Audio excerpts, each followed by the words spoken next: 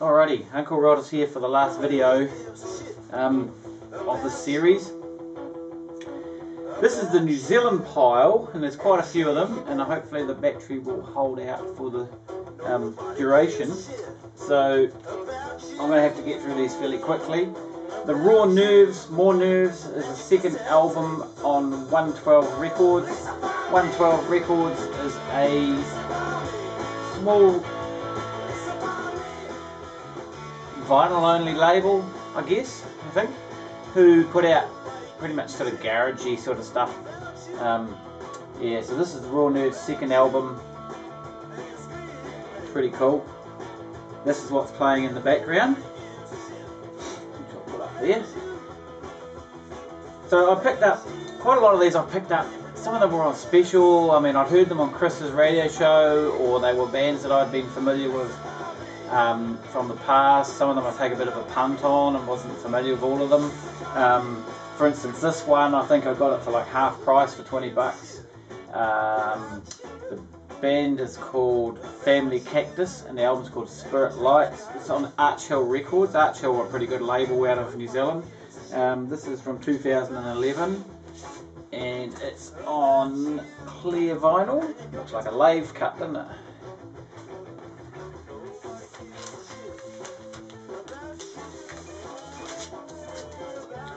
I've only had one listen to this one. Well, I've only had one listen to a lot of them, but I can't actually tell you that much about that one musically. This one here, though, this one here is pretty cool. This is the X-Men. Now, this is a reissue of a cassette that was released whenever, way back.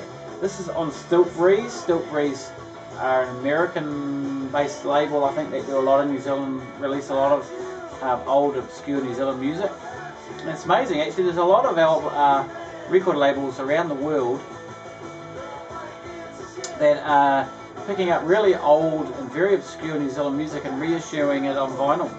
Anyway, this was a live recording from a concert. Now in Christchurch, the local council put on some summertime gigs in our big park, we have a big park in the central city, like, Central Park in New York, I guess. It's got sports fields and it's got a lovely garden, the gardens, which are called the gardens, the museum. Yeah, it's a pretty big place, and the central city is sort of around one side of it, and there's a big road that goes around it. And they put on these concerts there. And, I mean, I've never, to be honest, been to them because generally the bands that play at them are fairly commercial. And I mean, there are some good bands that play that, but, there's usually bloody 50,000 people there nowadays and that at these. But anyway, this in the earlier days, this was in 1983 or 84. How this band got to be at one of those concerts is a complete mystery to me. The X-Men. So I knew of the X-Men, I knew who they were. I didn't actually realise they were a Christchurch band. I think they are. But a friend of mine had their first album. I don't remember if he had it on vinyl or cassette, but I'm pretty sure he had it on vinyl actually. And I remember, but I don't know if I ever heard it.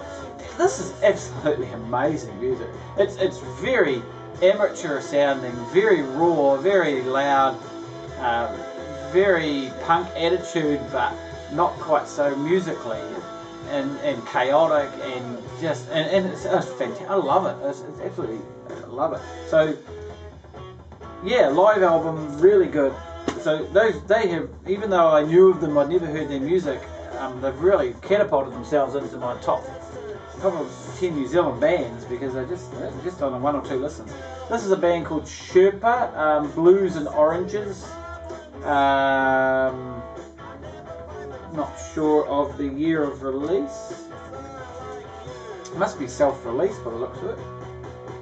No record label. Yeah, this is a duo from sort of Auckland.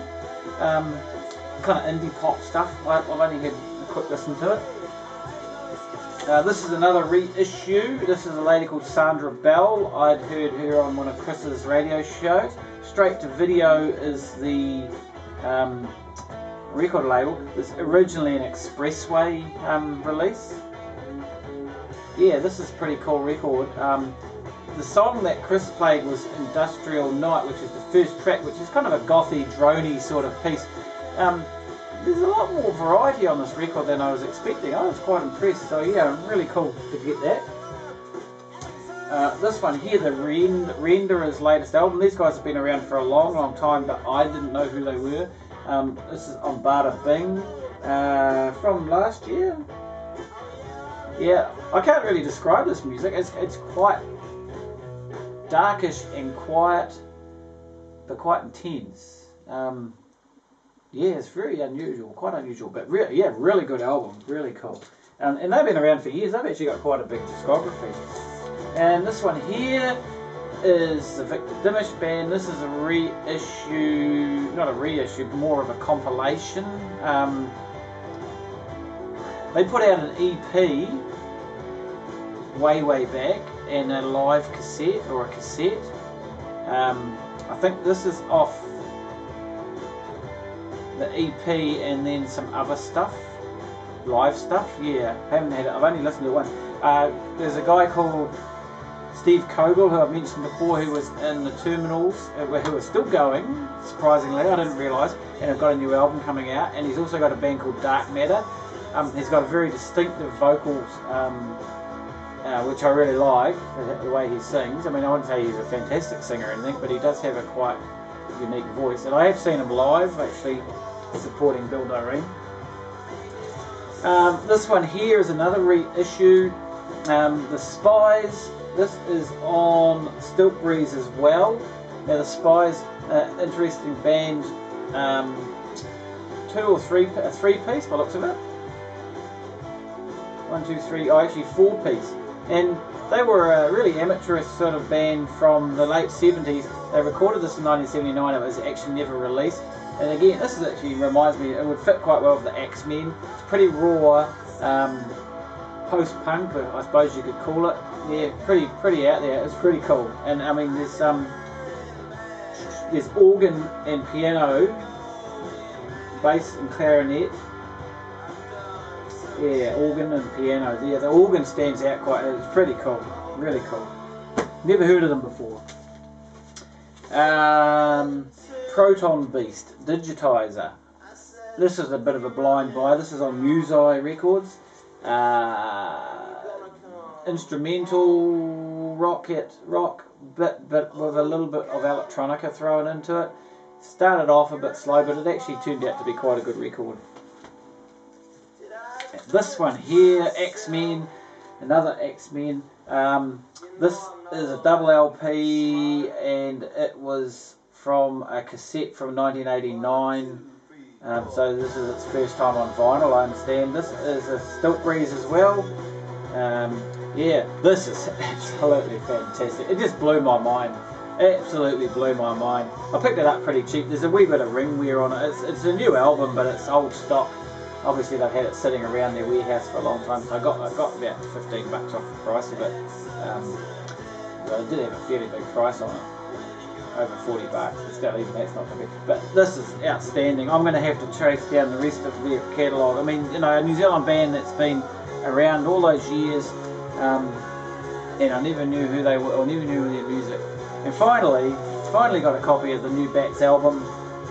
Been meaning to pick this up. I thought I'd actually picked it up when I was out in Dunedin, and I must have put it back on the shelf because I found all these other really cool records. So yeah, saw them live and they played several songs off this album. I was really impressed, so thought I'd better buy it. So I now got 2 Bats albums. So the Deep Set, yep, this has been released just late last year or early this year. So finally got that. And that's my lot then. So that is all of the records that have shown up this week, between the last 4 videos, can you believe? And as I said, tomorrow is Record Store Day.